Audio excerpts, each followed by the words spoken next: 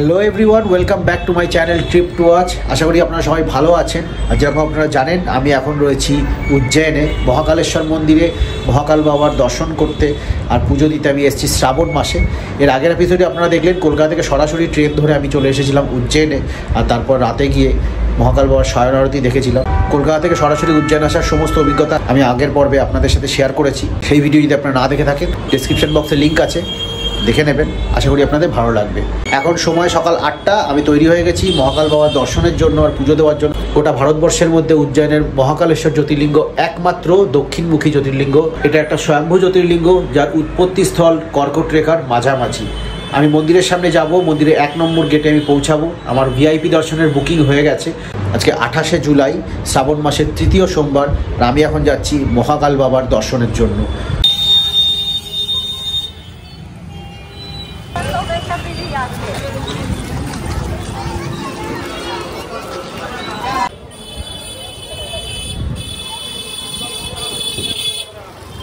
তো আমি চলে এসেছি 1 নম্বর গেটের কাছে। আর এখন কিন্তু হালকা হালকা বৃষ্টি হচ্ছে, ওয়েদার খুব ভালো। এই বৃষ্টিটা যদি জোরে না হয় তাহলেই ভালো হয়। আর সামনে প্রচণ্ড ভিড়।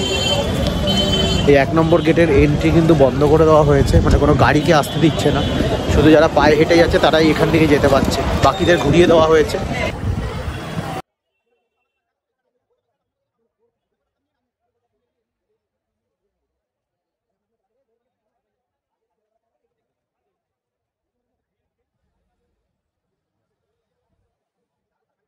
নম্বর গেটের এন্ট্রি পয়েন্ট। আর এপাশে হচ্ছে ভারত মাতা মন্দির।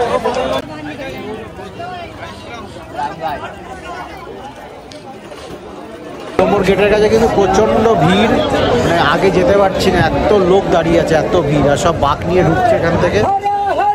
মহাদেব মহাদেব মহাদেব।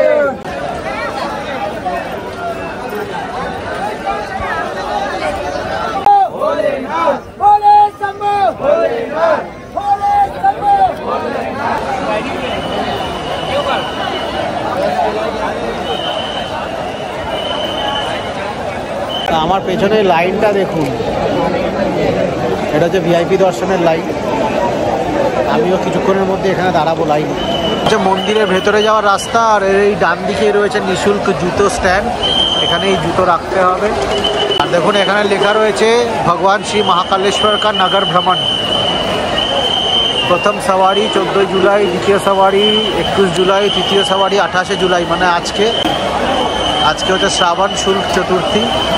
আর এরপরে 4 তারিখ আছে অগাস্টের, 11 তারিখ আছে, 18 তারিখ আছে।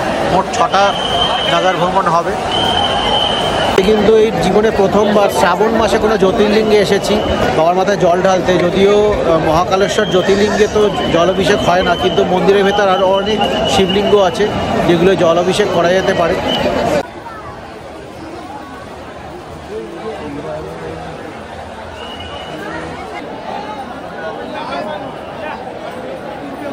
এখানে ফুল, বেলপাতা, পদ্ম ফুল আর একটা লাড্ডুর প্যাকেট নিয়েছি। এটা আমার পড়েছে 150 টাকা। অফ সিজনে এলে এগুলোই 100 টাকা 80 টাকায় বিক্রি হয়, এখন এগুলো 150 টাকা করে।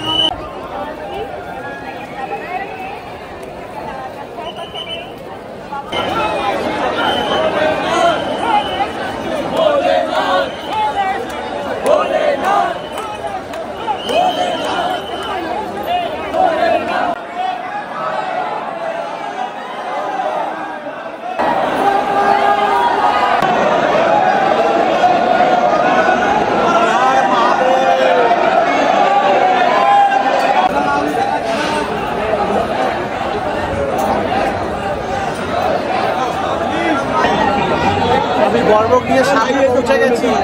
প্রচন্ড ভিড়।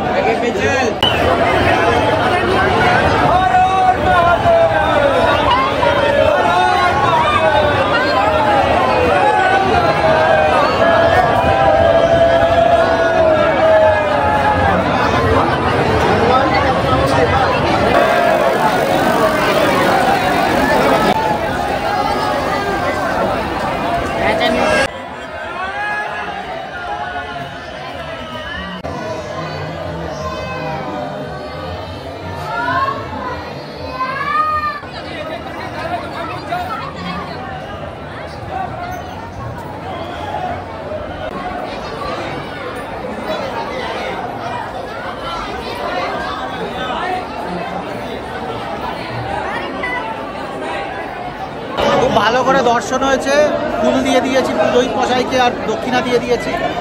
এখানে তো জলাভিষেক হবে না, প্রচণ্ড ভিড়, কিন্তু খুব ভালো করে দর্শন হয়েছে।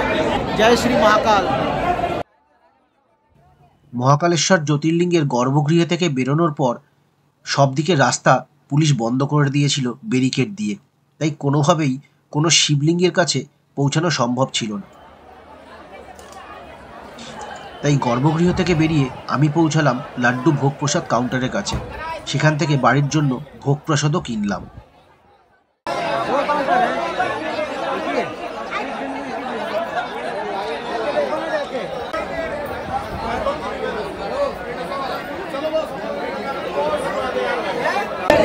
তো আমি এই দুটো প্রসাদ নিয়েছি 100 টাকা করে, 200 গ্রাম দুটো নিয়েছি বাড়ির জন্য। এই হচ্ছে নন্দীদুয়ার, জেনারেল লাইনের এন্ট্রি এখান থেকে হচ্ছে। যারা জেনারেল লাইনে যাচ্ছে তারা কিন্তু 4 নম্বর গেটের থেকে এন্ট্রি নিয়ে সোজা যাচ্ছে মন্দিরের দিকে। এই লাইনে কিন্তু 3 থেকে 4 ঘন্টা সময় লাগছে, কিন্তু 1 নম্বর গেটে যে ভিআইপি লাইন আছে, যে শীঘ্র দর্শনের লাইন আছে, সেটাই কিন্তু আধ ঘন্টার মধ্যে আমার দর্শন হয়ে গেছে। আমার পেছনে দেখতে পাচ্ছেন কি বিভৎস ভিড়, এটা যে জেনারেল লাইনের এন্ট্রি গেট।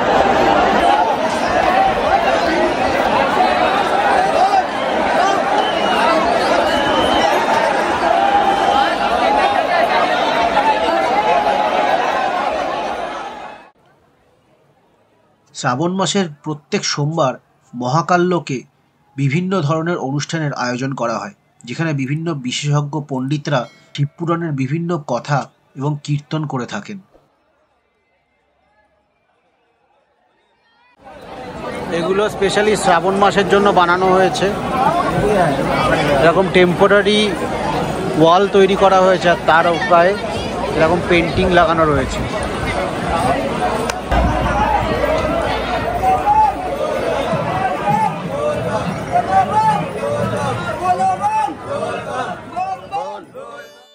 মহাকালেশ্বর মন্দিরের চারিপাশে প্রায় 1 কিলোমিটার জায়গা জুড়ে তৈরি করা হয়েছে মহাকাললোক, যেখানে দেবাদিদেব মহাদেবের বিভিন্ন অবতারকে বানানো হয়েছে, যাদের উল্লেখ শিবপুরাণেও পাওয়া যায়। মহাদেবের এই অবতারে উনি স্বয়ং মৃত্যুর ওপর জয়লাভ করেছিলেন, সেখান থেকে ওনার নাম হয়েছিল মহাকাল, এবং উনি এই মহাকাল নগরীতে অর্থাৎ অবন্তিকাপুরে স্বয়ম্ভু জ্যোতির্লিঙ্গ রূপে বিরাজমান আছেন।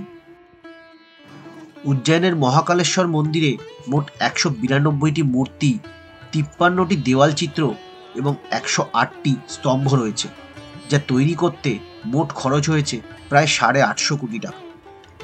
মহাকালেশ্বর জ্যোতির্লিঙ্গের বিস্তারিত তথ্য নিয়ে আমি বেশ কয়েকটি ভিডিও এর আগে বানিয়েছি, সেই সমস্ত ভিডিওর লিঙ্ক আমি ডেসক্রিপশনে দিয়ে দিলাম। মহাকালেশ্বর জ্যোতির্লিঙ্গের দর্শন এবং তার সময়সূচি সম্বন্ধে সমস্ত তথ্য আপনারা সেই সমস্ত ভিডিওয় পেয়ে যাবেন।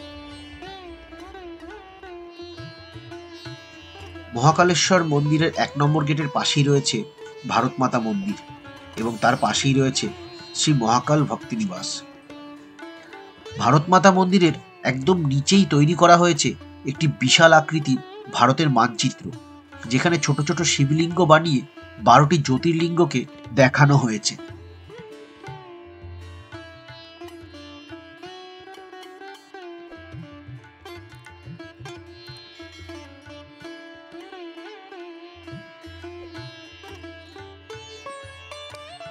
ভারত মাতা মন্দির দর্শনের পর আমি রওনা হলাম রামঘাটের উদ্দেশ্যে। মহাকালেশ্বর মন্দির থেকে রামঘাটের দূরত্ব প্রায় 400 মিটার।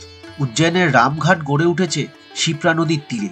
হিন্দু ধর্মের বিষ্ণু পুরাণ এবং ব্রহ্মা পুরাণেও এই রামঘাট এবং শিপ্রা নদীর উল্লেখ পাওয়া যায় এবং তার সাথে রামায়ণেও এই শিপ্রা নদীর উল্লেখ রয়েছে। আমি এখন চলে এসেছি রামঘাটের সামনে, যেটা শিপ্রা নদীর তীরে অবস্থিত। এই হচ্ছে শিপ্রা নদী বয়ে গেছে, আর এখানে সন্ধেবেলা কিন্তু আরতি হয়, যেরকম বেনারসে গঙ্গা আরতি হয় তেমনি এই নদীর সামনে শিপ্রা নদীর ধারেও আরতি হয়। এই সাইডে পুরো লাইন দিয়ে আরতি হয়। এখন জোয়ার চলছে এখানে, তাই জন্য অ্যানাউন্সমেন্ট হচ্ছে যে নদীতে নামা যাবে না, স্ট্রিক্টলি বারণ আছে। এই জোয়ারের জন্য জল একদম ওপর অব্দি এসছে।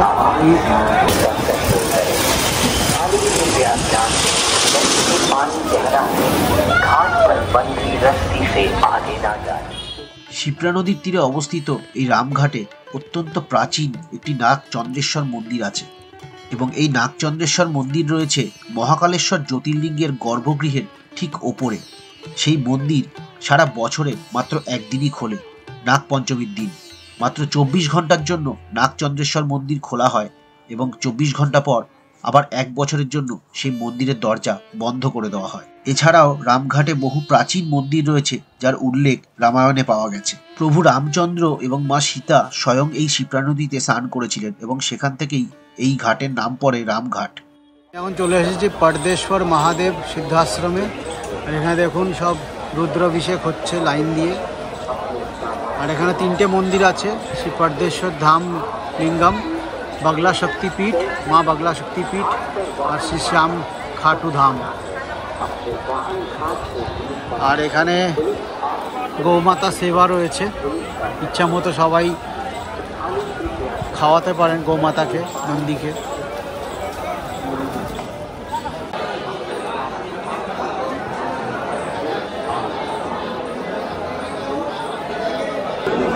সারা পৃথিবীর মধ্যে সবচেয়ে বড় পরদেশ্বর মহাদেবের শিবলিঙ্গ কিন্তু এই মন্দিরেই রয়েছে, ভেতরেই রয়েছে। আর সেখানেই আমার জলাভিষেক হবে।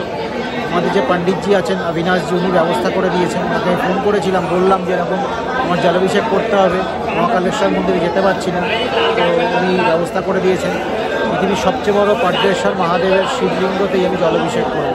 সবই ভোলে বাবার কৃপা। জয় শ্রী মহাকাল। শ্রাবণ মাসের 3য় সোমবার আমি জলাভিষেক করেছিলাম পারদেশ্বর মহাদেবের শিবলিঙ্গে। সারা পৃথিবীর মধ্যে এই শিবলিঙ্গটি পারদের তৈরি সবচেয়ে বড় শিবলিঙ্গ। পঞ্চামৃত, দুধ, ঘি, মধু, গঙ্গাজল, চাল, দই, বেলপাতা এবং ফুল, এই সমস্ত কিছু দিয়ে আমি জলাভিষেক করেছিলাম দেবাদিদেব মহাদেবের। এছাড়াও এই সিদ্ধাশ্রমে কালসর্পদোষের পুজো, রুদ্রাভিষেক এবং বিভিন্ন ধরনের যজ্ঞ হয়ে থাকে। এই সাবুর খিচুড়ি 25 টাকা করে প্লেট বিক্রি হচ্ছে। আর এখানে পোহা বিক্রি হচ্ছে, আরও অনেক কিছু আছে, চপ আছে। তো জলাভিষেক হয়ে গেছে, এরপরে এখানে সাবুর খিচুড়ি খাচ্ছি। এখানে সাবুর খিচুড়ি বিক্রি হচ্ছে, নিরামিষ, পেঁয়াজ রসুন ছাড়া খাবার।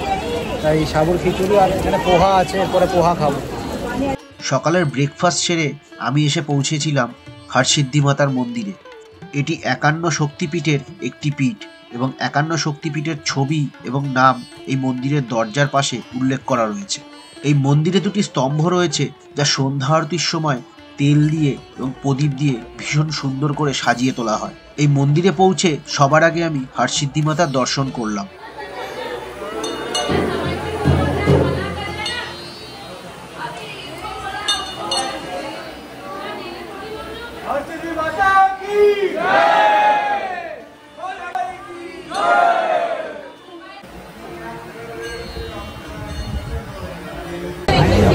হরসিদ্ধি মাতার মন্দিরে দর্শন করলাম, পুজো দিলাম। পাশেই রয়েছে কর্কটেশ্বর মহাদেবের মন্দির, যেটা 84 শিবলিঙ্গের মধ্যে কিন্তু একটা, 10 নম্বর এটা শিবলিঙ্গ মন্দিরটা। এখানে যাব, এখানে পুজো দেবো, দর্শন করবো।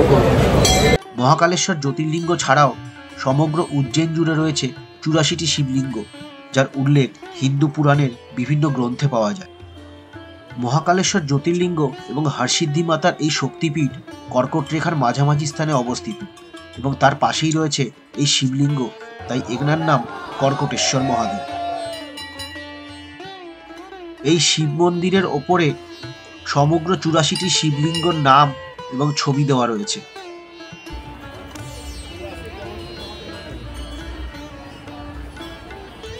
কর্কটেশ্বর মহাদেবের মন্দিরের পাশেই রয়েছে চিন্তাহারান গণেশজির মন্দির। এখন সময় হচ্ছে দুপুর 1:30। সব দিকের রাস্তা কিন্তু বন্ধ করে দেওয়া হয়েছে, শুধু একটা কি দুটো গেট মহাকালেশ্বর মন্দিরের খোলা আছে। মানে এত ভিড় সব দিকের রাস্তা পুলিশ ব্যারিকেড দিয়ে বন্ধ করে দিয়েছে। আমাকে হোটেলে ফেরার জন্য এখন অনেকটা ঘুরে ঘুরে যেতে হচ্ছে, প্রচণ্ড টায়ার্ড লাগছে। দুপুরের লাঞ্চ সেরে আমি ফিরে গেছিলাম আমার হোটেলে কিছুক্ষণ বিশ্রাম নেওয়ার জন্য। সো লাঞ্চ করে আমি চলে এসেছিলাম আমার রুমে, আর প্রায় ঘন্টা দেড়েক একটু রেস্ট করেছি, খুব টায়ার্ড হয়ে গেছিলাম। আর এখন সময় হচ্ছে 3:45। আর 4টের সময় মহাকাল বাবার সাওয়ারি বেরোবে, যেটা শ্রাবণ মাসে প্রত্যেক সোমবার বেরোয়, যেটার জন্য আমি এখানে স্পেশালি এসেছি বাবার সাওয়ারি দেখবো বলে আর মহাকাল বাবার দর্শন করবো বলে। তো দর্শনটা তো হয়ে গেছে, আর এখন সময় হচ্ছে মহাকাল বাবার সাওয়ারি বেরোনো। তো আমি তাড়াতাড়ি করে রেডি হয়ে নিয়েছি, আর আমি যাচ্ছি মহাকাল মন্দিরের সামনে। সেখান থেকে সাওয়ারি যাবে রামঘাটের দিকে। মহাকাল বাবার সাওয়ারির সময় বাবার দর্শন করাটাও অনেক সৌভাগ্যের ব্যাপার আমি মনে করি। আর মহাকাল বাবার আশীর্বাদ আছে বলেই আজকে শ্রাবণ মাসে প্রথমবার আমি কোনো জ্যোতির্লিঙ্গে আসতে পেরেছি। যাই হোক, বেশি দেরি না করে চলুন যাওয়া যাক মহাকাল মন্দিরের সামনে, আর দেখি যে কতক্ষণে মহাকাল বাবার সাওয়ারি বেরোয়। এখানে ব্যারিকেড দিয়ে সব রাস্তা বন্ধ করে দিয়েছে। এটা হচ্ছে 1 নম্বর গেটে যাওয়ার রাস্তা। আমি যাবো এইদিকে। সেই ব্যারিকেড দিয়ে এরকমভাবে সমস্ত রাস্তা বন্ধ, কোনো গাড়ি যেতে পারবে না। সমস্ত লোকজন কিন্তু মহাকাল বাবার সাওয়ারি দেখার জন্যই যাচ্ছে। সামনে খুব ভিড় হবে। মানে হালকা হালকা বৃষ্টি পড়ছে, খুব সুন্দর ওয়েদার, একটুও গরম নেই, রোদ তো নেই। সকাল থেকে এরকম হালকা হালকা বৃষ্টি হচ্ছে, কখনো কখনো একটু জোরে, কখনো কখনো আবার আস্তে। মহাকাল বাবার সাওয়ারি বেরোনোর আগে কিন্তু সমস্ত রাস্তাঘাট ধুয়ে পরিষ্কার করে দেওয়া হয়, আর চারিপাশে ভক্তরা লাইনে দাঁড়িয়ে পড়েছে অলরেডি।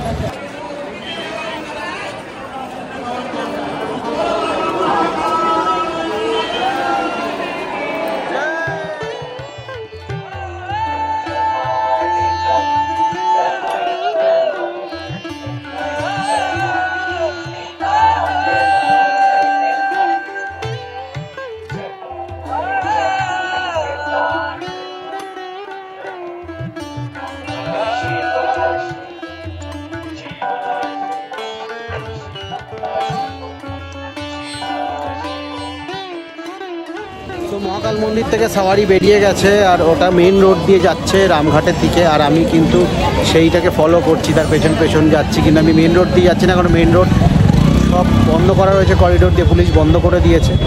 আমি ভেতরে শর্টকাট দিয়ে রামঘাট পৌঁছাবো ডিরেক্টলি, যেখানে বাবার সাওয়ারি গিয়ে পৌঁছাবে।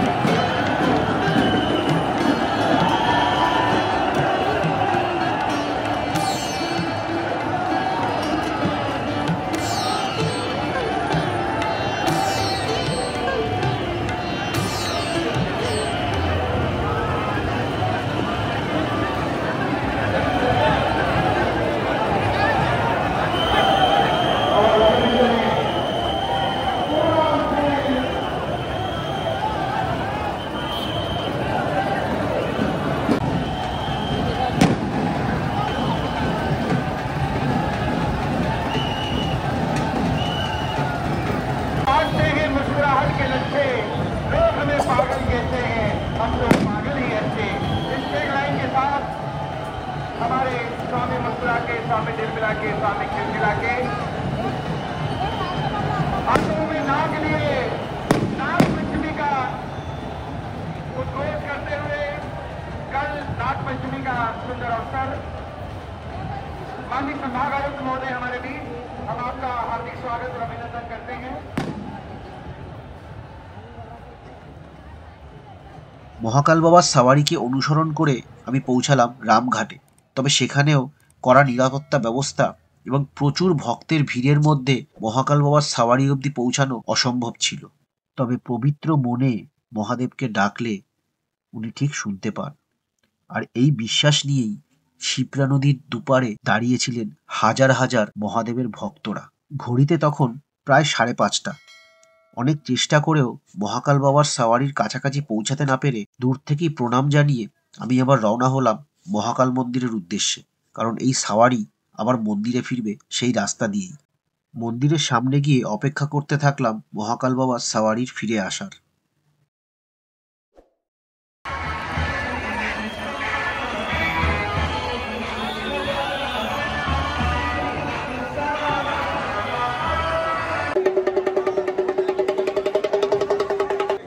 মন্দিরের সামনেও তখন প্রচন্ড ভিড়, ব্যারিকেডের ওপরেও লোক উঠে বসে রয়েছে।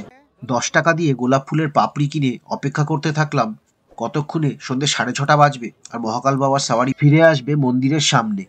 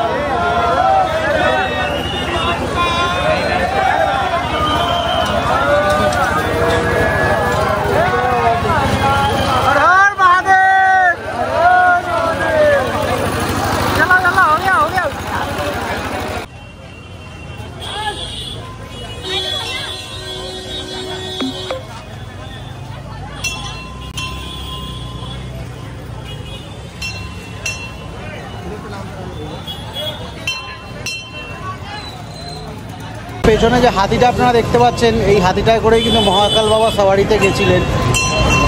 দেখুন হাতিটা এখন ফিরে যাচ্ছে মহাকাল বাবাকে মন্দিরে পৌঁছে দেওয়ার পরে।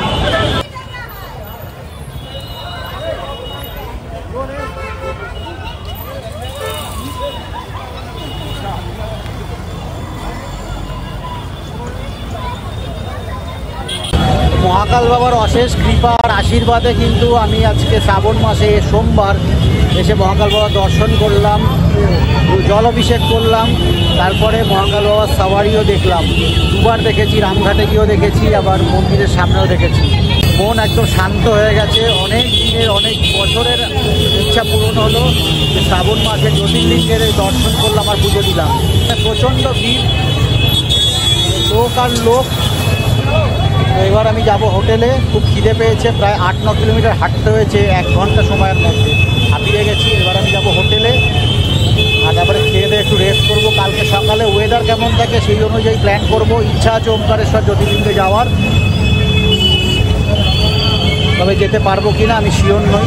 যদি গাড়ি পাই এবং সেটা বাজেটের মধ্যে হয়, আর যদি ওয়েদার ভালো থাকে তাহলেই যাব, তো এখানেই থাকবো। যাই হোক, আশা করছি ভিডিওটা আপনাদের ভালো লেগেছে। যদি ভালো লেগে থাকে অবশ্যই লাইক করবেন, আর আমার চ্যানেলে নতুন এসে থাকলে চ্যানেলটা অবশ্যই সাবস্ক্রাইব করবেন। আপনাদের সাথে খুব শীঘ্রই দেখা হবে পরের পর্বে একটা নতুন ভিডিও। ততক্ষণ দেখতে থাকুন ট্রিপ টু ওয়াচ, আর সঙ্গে থাকুন। আর সবাই মিলে বলুন হর হর মহাদেব, জয় শ্রী মহাকাল বাবা।